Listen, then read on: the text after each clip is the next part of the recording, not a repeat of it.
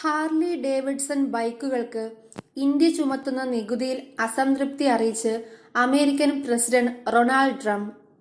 ഇന്ത്യയിൽ നിന്നും അമേരിക്കയിലേക്ക് കയറ്റുമതി ചെയ്യുന്ന ബൈക്കുകൾക്ക് നികുതിയില്ലെന്നിരിക്കെ ഹാർലി ഡേവിഡ്സൺ പോലുള്ള അമേരിക്കൻ നിർമ്മിത ബൈക്കുകൾക്ക് ഇന്ത്യ ചുമത്തുന്ന നികുതി പൂർണ്ണമായും എടുത്തുകളയണമെന്നാണ് ട്രംപിന്റെ ആവശ്യം.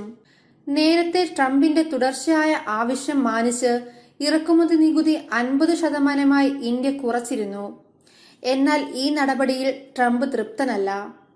തങ്ങൾ വിഡ്ഢികളല്ലെന്നും എല്ലാ കാലവും തങ്ങളെ വഞ്ചിക്കാനാവില്ലെന്നും CBS ന്യൂസിന് നൽകിയ അഭിമുഖത്തിൽ ഡൊണാൾഡ് ട്രംപ് കടുത്ത ഭാഷയിൽ വ്യക്തമാക്കി. ഹാർലി ഡേവിഡ്സൺ ബൈക്കുകൾക്ക് ഇന്ത്യ ഇറക്കുമതി നികുതി ഈടാക്കരുതെന്നാണ് ട്രംപിന്റെ ആവശ്യം. ഇക്കാര്യം ഇന്ത്യൻ പ്രധാനമന്ത്രി നരേന്ദ്രമോദിയുമായി താൻ ചർച്ച ചെയ്തതായും ട്രംപ് പറഞ്ഞു.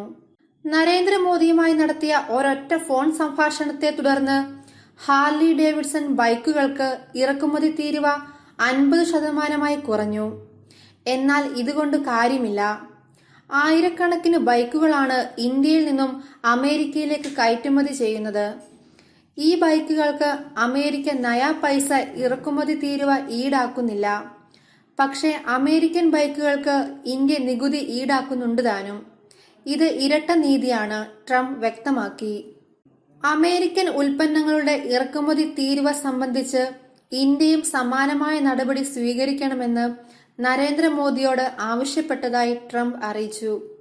ഹാർലി ഉൾപ്പെടെയുള്ള അമേരിക്കൻ ബൈക്കുകളുടെ നികുതി എടുത്തുകളയുന്ന വിഷയത്തിൽ ആലോചിച്ച് തീരുമാനമെടുക്കാമെന്ന് മോദി മറുപടി നൽകിയതായും ട്രംപ് സൂചിപ്പിച്ചു.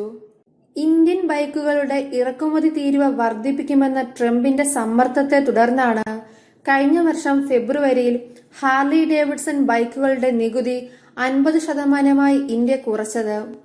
ഏറ്റവും കൂടുതൽ നികുതി ഈടാക്കുന്ന രാജ്യങ്ങളിൽ ഒന്ന് ഇന്ത്യയാണെന്ന് ട്രംപ് മുൻപും വിമർശിച്ചിരുന്നു. ഇന്ത്യയിലെ നികുതി നിരക്കുകൾ അന്യായമാണെന്നാണ് ട്രംപിന്റെ അഭിപ്രായം.